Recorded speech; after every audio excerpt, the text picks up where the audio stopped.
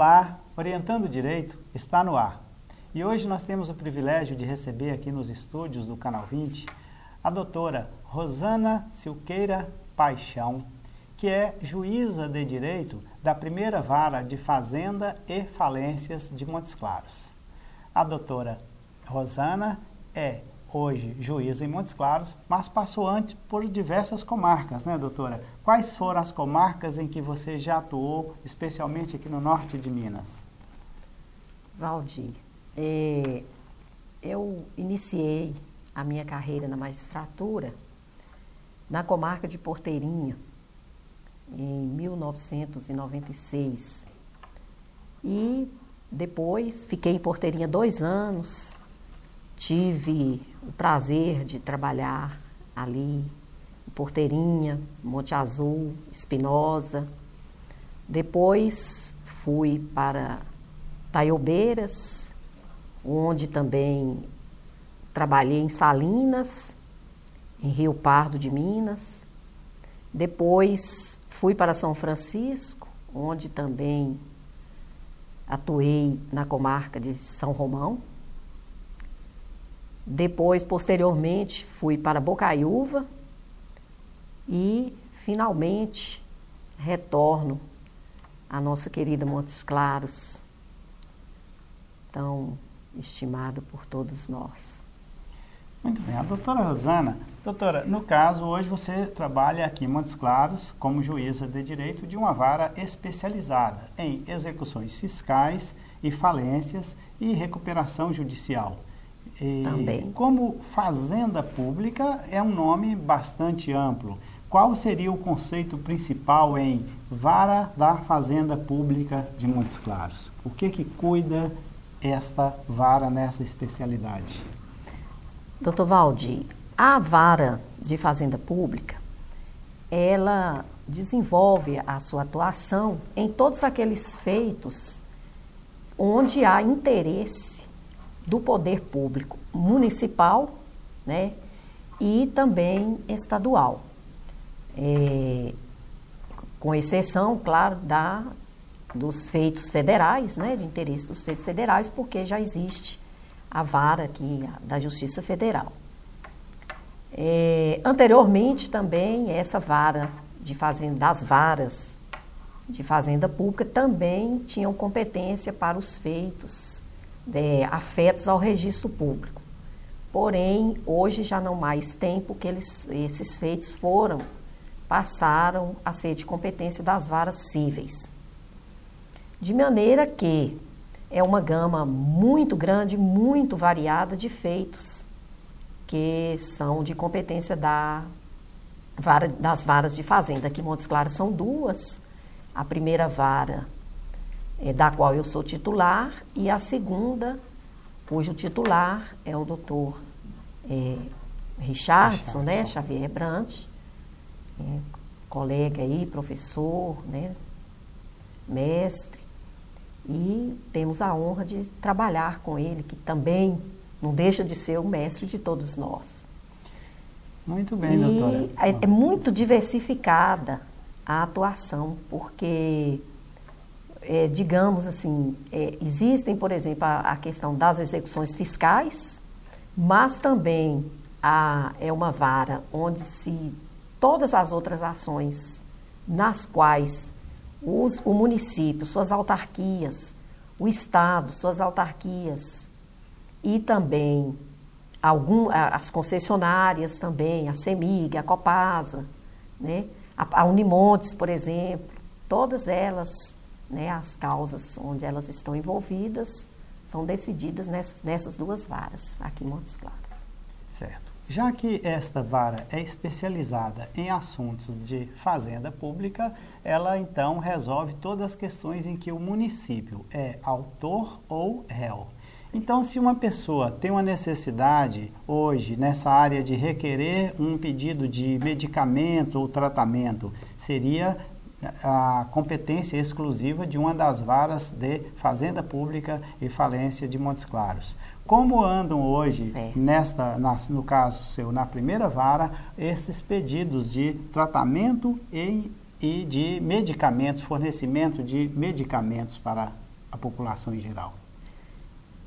Doutor Valdir, com a Constituição de 88, nós adquirimos o status, né, digamos assim, de cidadãos. A própria Constituição, né, foi denominada de Constituição Cidadã, justamente com esse enfoque, né, de valorizar, de resgatar os valores da cidadania.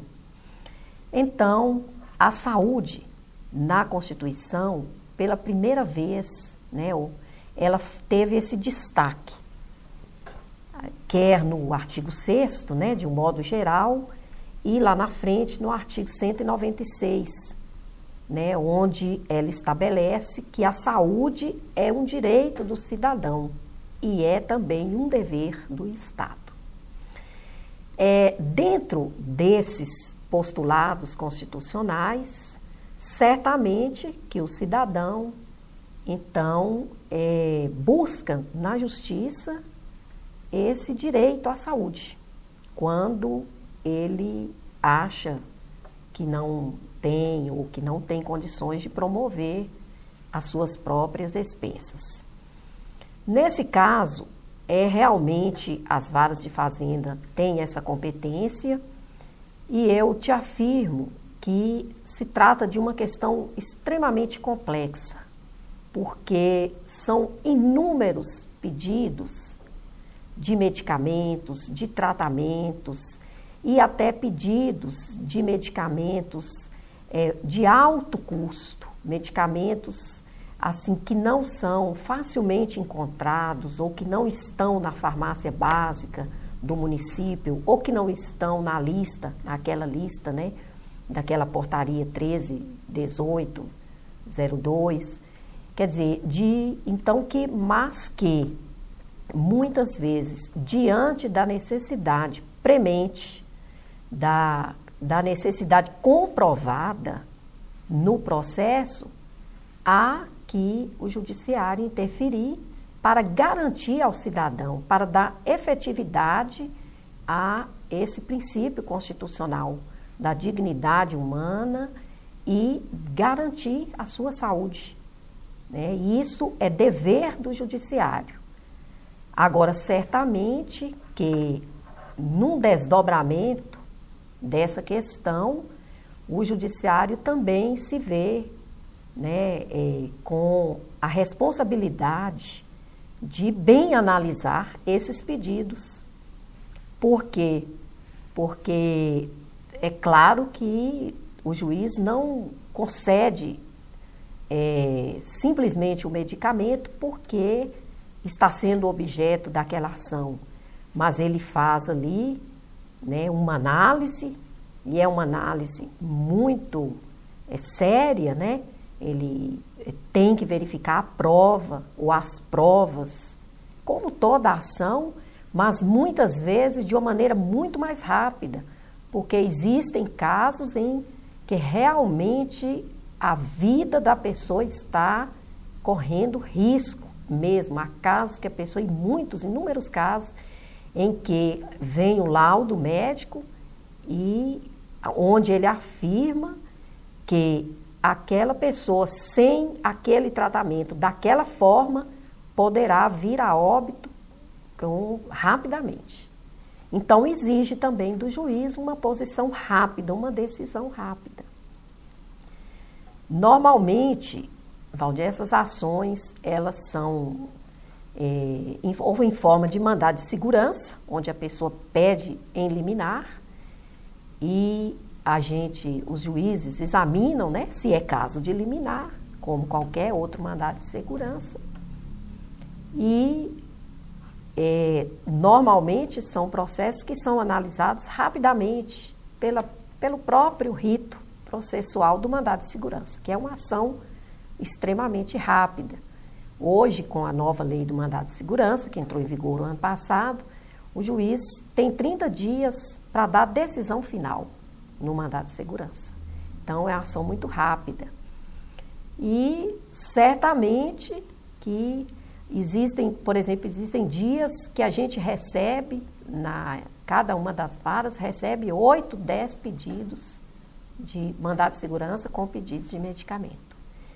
E, naturalmente, a gente tem que fazer, né, essa interpretação da Constituição, a interpretação sistêmica, né, valorando os princípios, o que está realmente, né, o que é importante, se a pessoa tem realmente a necessidade de estar ali, né, se há indicação daquele medicamento, se aquele medicamento é imprescindível, e nisso aí o juiz trabalha com o que o médico prescreve, com os laudos médicos, porque o juiz não tem como discutir com o profissional médico o que é melhor para o seu paciente.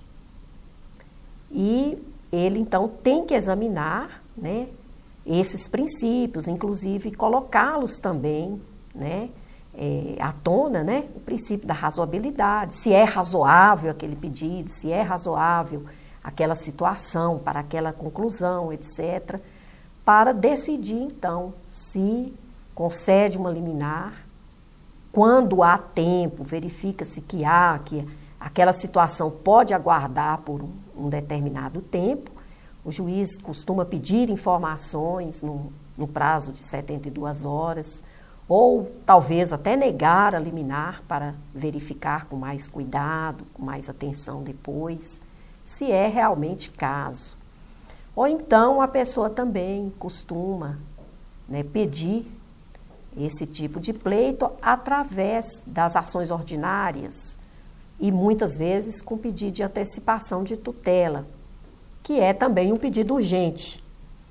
E nesse caso também o juiz age da mesma forma, né, para antecipar a tutela, ouvindo ou sem ouvir, dependendo das provas do processo. Doutora, você falou de urgência. Eu gostaria de usar esse argumento seu e lhe perguntar: se há uma ordem judicial para o município fazer, o exemplo município ou estado de Minas Gerais, fazer a compra de um determinado medicamento para a entrega a um paciente, uma pessoa que fez um pedido perante a justiça. Essa concessão autoriza o município a fazer uma compra até sem licitação para conseguir a aquisição com a rapidez máxima? Dependendo da urgência, né, é justificável, sim. Né? E outra pergunta, doutora. Eu já ouvi dizer que há pessoas que, especialmente depois de uma certa idade, alega problema de coração e faz um pedido de um medicamento chamado Viagra, alegando, sobretudo, que há uma prescrição e, obviamente, há uma receita médica dizendo que a pessoa tem extrema necessidade desse medicamento. Se esse tratamento é ou não de coração, em verdade, não é discussão que o judiciário faz. Há muitos pedidos nesse sentido na primeira vara de fazenda pública em Montes Claros? Olha, de Viagra especificamente, eu não me recordo de ter analisado nenhum.